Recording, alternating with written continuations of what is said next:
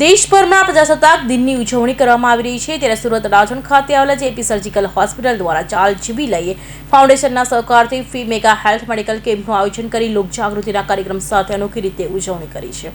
26 જાન્યુઆરી પ્રજાસત્તાક દિન અથવા ગણતંત્ર દિવસ કે જે ભારતનો રાષ્ટ્રીય તહેવાર છે। આ દિવસે ઈસવીસન 1950માં ભારતનું બંધારણ અમલમાં આવ્યું હતું અને ભારત બ્રિટિશ વાલીપણા હેઠળના દેશમાંથી સંપૂર્ણ પ્રજાસત્તાક ગણતંત્ર દેશ બન્યો હતો।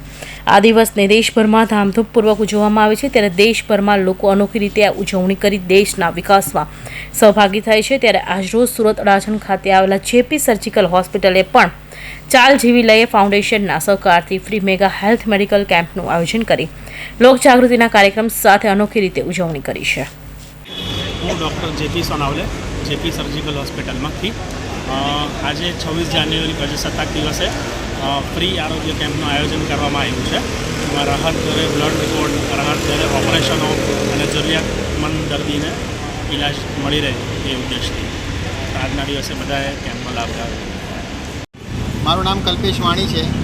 ચાલ જીવી લઈએ ફાઉન્ડેશન અને જેપી સર્જિકલ હોસ્પિટલ તરફથી આજે 26 જાન્યુઆરી 2025ના દિવસે ફ્રી હેલ્થ ચેકઅપ કેમ્પ રાખવામાં આવેલો છે। આજે અડાજણ અને રાંદેરના વિસ્તારના દર્દીઓને અહીંયા ફ્રીમાં લાભ આપવામાં આવશે। કેટલા વર્ષોથી આયોજન કરો છો? અમે આ છેલ્લા 4 વર્ષથી આયોજન કરીએ છીએ। આ વર્ષે અમારી સાથે જેપી સર્જિકલ હોસ્પિટલ પણ જોડાયું છે।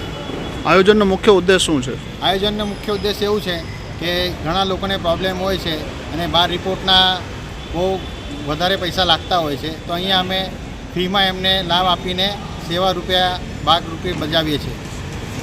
આપણે વિવિધતાને જીવનનો એક સ્વાભાવિક ભાગ માનીએ છીએ। તમારી પોતાની વિશેષતાઓ હોઈ શકે છે, પણ તમારે એકબીજા સાથે સારો વ્યવહાર કરવો જોઈએ, મતભેદોનું સન્માન કરવું જોઈએ અને એકતાએ સુમેળામાં રહેવાની ચાવી છે। પ્રજાસત્તાક દિવસ માત્ર ઉજવણી જ નથી, પરંતુ રાષ્ટ્ર પ્રત્યેની આપણી જવાબદારીઓને યાદ કરવાનો અવસર પણ છે।